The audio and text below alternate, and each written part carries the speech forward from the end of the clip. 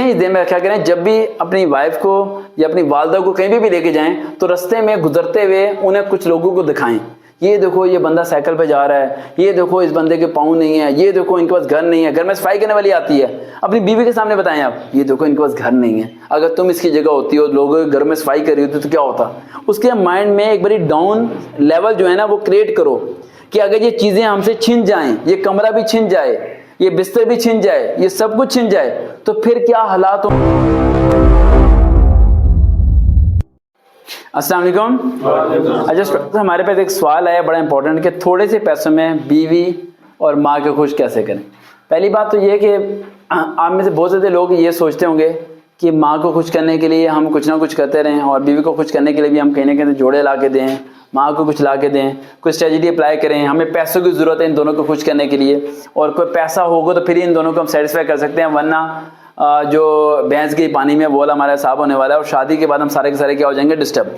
ऐसा ज़रा भी नहीं है। अब मैं जो आपको टिप्स देने लगा हूँ बड़े इंपॉर्टेंट रहे, अगर आप लोग इसे फॉलो करेंगे तो आपके घर में काफ़ी हद तक सुकून भी पैदा हो जाएगा और रिलैक्सेशन भी हो जाएगी। सबसे पहला पॉइंट जो सबसे इंपॉर्टेंट है वो ये है कि रिस्पेक्ट। क्या? रिस्पेक्ट। वालदा को भी रिस्पेक्ट दें और अपनी वाइफ को भी रिस्पेक्ट दें।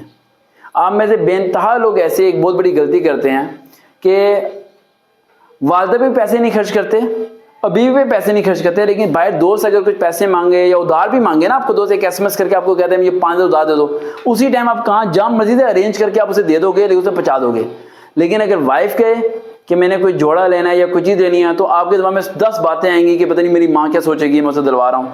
और अगर आप अपनी अम्मी के बारे में कोई चीज़ दिलवाने के बारे में सोच रहे हैं तो आपके दिल में यह आता है कि आपकी बीवी क्या सोचेगी। आप अपनी अम्मी के सब कुछ कर रहे हो लेकिन आप उसके लिए कुछ भी नहीं करो। तो इन दोनों का सिंपल सोल्यूशन हल ये है कि आपको दोनों को लिमिट्स में रखना है। किस में रखना है? लिमिट्स में। यानी जितनी आपकी औकात है उसी में खाना खिलाने की आदत डालिए। अगर आपकी हैसियत 1000 रुपये तक की है तो 1000 रुपये तक के खर्चों को लेके चलें आप, और अगर आपकी हैसियत 1 लाख तक की है तो 1 लाख तक के लेके चलें। लेकिन अगर आप ये करना चाहते हैं तो एक दिन में आप खर्च करते हैं 10,000 रुपये और अगले दिन आप खर्च करते हैं 500 रुपये, तो फिर आपके खिलाफ इसलिए दोनों हो जाते हैं क्योंकि आपने उन्हें 10,000 की क्या डाल दी? आदत डाल दी। क्या डाल दी? आदत डाल दी। और जब आदत डल जाती है और उस नेचर को जब आप पूरा नहीं कर पा रहे होते फिर दोनों आपके खिलाफ होनी शुरू हो जाएंगी। दोनों क्या होने शुरू हो जाएंगी? खिलाफ, क्योंकि उनकी रिक्वायरमेंट पूरी नहीं हो पा रही क्योंकि आपने उनकी क्या डाल दी? आदत। इसीलिए अपने पूरे मंथ के अंदर कुछ मंथ अप चले जाएं, कुछ मंथ डाउन चले जाएं, फिर डाउन जाके देखें क्या वो आपका साथ देते हैं या छोड़ देते हैं। साथ देते हैं या छोड़ देते हैं। और अगर वो मुश्किल वक्त में भी आपका साथ देते हैं तो फिर आप हो जाएं। यानी अगर आपके पास पैसे हैं भी तो कुछ डेज ऐसे शो करें कि अगर पैसे नहीं है, फिर देखें उनका बिहेवियर कैसा होता है। जैसे कि वाइफ के पास आप जाके कहते हैं, वो कहती है कि मैंने जोड़ा लेना है और तुम उसे कहते हो कि आज पैसे नहीं है, शायद ये हफ्ता मेरे पास ट्यूशन फीस भी ना आए, शायद मेरे पास पैसे ना हो, तो वो क्या वो रोजाना आपको कहती है मुझे जोड़ा लेके दो?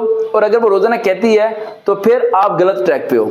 लेकिन अगर वो अगले दिन नहीं कहती और वो इंतजार करती है कि आपने उसे कहा कि 2 महीने बाद लेके दूंगा, वो 2 महीने वेट करती है, तो इसका मतलब वो सही है, वो सही है, बैलेंस है आपकी घर की जिंदगी। लेकिन अगर वो अनबैलेंस हुई हुई है उसकी वजह यह है कि आपने कभी डाउन साइज उन्हें दिखाया ही नहीं है। अब उधार लेके सब कुछ करते रहे हो लेकिन उन्हें कभी डाउन होने नहीं दिया। आपको तो नहीं जी मैं खुद तो गर्मी में चलता हुआ चला जाऊंगा, लेकिन उन्हें मैं कभी भी ना गाड़ी के बगैर नहीं लेके जाऊंगा। समझिए बात, उन्हें कभी बाइक पे नहीं लेके जाऊंगा। तो हमेशा इस ध्यान में रखा करें, जब भी अपनी वाइफ को या अपनी वालदा को कहीं भी लेके जाएं तो रास्ते में गुजरते हुए उन्हें कुछ लोगों को दिखाएं। ये देखो ये बंदा साइकिल पे जा रहा है, ये देखो इस बंदे के पाँव नहीं है, ये देखो इनके पास घर नहीं है। घर में सफाई करने वाली आती है, अपनी बीवी के सामने बताएं आप, ये देखो इनके पास घर नहीं है। अगर तुम इसकी जगह होती हो, लोगों के घर में सफाई कर रही होती तो क्या होता। उसके माइंड में एक बड़ी डाउन लेवल जो है ना वो क्रिएट करो कि अगर ये चीजें हमसे छिन जाएं, ये कमरा भी छिन जाए, ये बिस्तर भी छिन जाए, ये सब कुछ छिन जाए, तो फिर क्या हालात होंगे, फिर क्या सरवाइव हो पाएगा या नहीं हो पाएगा। और अगर वो उन चीज़ों को समझना शुरू कर दे तो फिर आप उस चीज़ को बैलेंस कर सकते हो। लेकिन आप में से बेनतहा 99% मर्द एक बहुत बड़ी गलती करते हैं कि अपने घर वालों को अय्याशी कराने के चक्कर में अपने आप को खसारे में डालते हैं। इवन कि मेरे पता नहीं कितने दोस्त ऐसे हैं, मुझे SMS करेंगे, मुझे याद है बीबी अपने एक दोस्त की बात, उसने अपनी वाइफ को हीरे की अंगूठी दी थी, डायमंड रिंग, और अभी तक वो लोगों के उधार दे रहा है और शादी को मेरे ख्याल से 3-4 साल हो चुके हैं उसके। मैं समझाया था क्या मिलेगा हीरे की अंगूठी दे के यार, जो तुम दे सकते हो वो दे दो यार। जो तुम नहीं दे सकते। अब वो उसने अपनी वाइफ को पहले कह दिया था मैं तो हीरे की अंगूठी दूंगा। अब उसने सोचा कि भाई इसके बाद हीरे के पैसे होंगे। अब उसे क्या कंगाल खड़ा है बनता है ना कि सरकारी मुलाजम है, सरकारी मुलाजम की कितनी तनख्वाह हो जाएगी, 40, 50,000, 60,000। हीरे का तो नाम सुनते ही हम चुप कर जाते हैं। ठीक है, समझिए, कीमत तो पूछने की बात ही नहीं है। उसने बंदे दो दोस्त से पैसे इकट्ठे किए, लाख लिया, 50,000 लिया, 10,000 लिया, किसी कुछ हीरे की अंगूठी तोहफा दे दी। अभी तक बुरे हालात चल रहे हैं। अब क्या रोजाना उसे हीरा दे सकता है? नहीं ना। तो भाई आर्टिफिशियल ना बनो। क्या ना बनो? आर्टिफिशियल ना, रियलिटी बनो। जिस तरह यहाँ स्नोफॉल हो रही है, ठीक है, रियलिटी में लो। जो चीज जेब में है वो दिखाओ। और दूसरी बात, माँ से और बीवी से झूठ ना बोलो। क्या ना बोलो? झूठ। पैसे नहीं है, वालिदा को बताओ पैसे नहीं है, बीवी को बताओ पैसे नहीं है भाई, आज मेरे पास, आज नहीं है मेरे पास, कल होंगे, कल हम जाके वीआईपी खाना खाएंगे, परसों नहीं हुए भूखे मरेंगे फिर हम। ठीक है, तो उसे ये भी बताओ कि भूखे भी मरना है हमने। समझिए भाई, जब आप उसे झूठ बोलते हो ना, डुप्लीकेट, अपने आप को हीरो साबित करने के लिए कि मैंने घर वालों के सामने ये शो ही नहीं करना कि मेरे हालात खराब भी होते हैं, ठीक है, तो फिर वो आपका चीजें अनबैलेंस हो जाती है। एक लास्ट 3 पॉइंट्स बता के क्लोज करो इस वीडियो को, जो आपने फॉलो करना लाजमी। पहला पॉइंट, वालिदा से और वाइफ से झूठ नहीं बोलना। दूसरा पॉइंट, अगर आप चाहते हो कि ये दोनों आपसे खुश रहें, तो भाई घर में जाके मोबाइल पे ना लॉक ना लगाया करो। क्या ना लगाया करो? लॉक। अपना मोबाइल अपनी बीवी को दिया करो, यूज कर ले।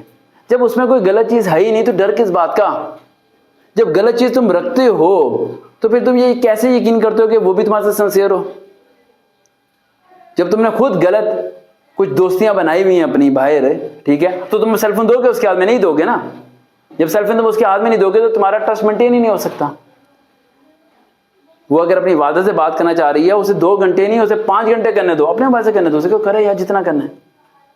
एंड तीसरा, that the last and most important point, जो काफी ज्यादा इंपॉर्टेंट है, जिसे फॉलो करके आप इस चीज को बैलेंस कर सकते हैं।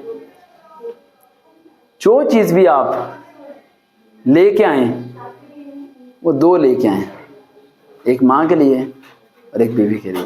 अब इसके लिए आप कहेंगे पैसा चाहिए, इसके लिए पैसा नहीं चाहिए, इसके लिए दिल चाहिए। पैसा आपके पास है लेकिन आप खर्च नहीं करना चाह रहे। बीवी रोक रही है माँ पे खर्च करने के लिए और माँ रोक रही है बीवी पे खर्च करने के लिए, और ये दोनों तुम्हें पकड़ के चक्की में पीसी जाएंगे और हकीकत में ऐसे ही तुम्हारी खिचड़ी मचाएंगे, तुम्हारी बुरी हालत हो जाएगी। तो बेहतर ये है कि टाइम गुजरने दो ताकि तुम जिंदा रह सको, वरना तुम्हारे हाथ कुछ भी नहीं आना। जो हाथ है तुम दोनों तरफ से जाओगे। दोबारा मुलाकात होगी। अल्लाह।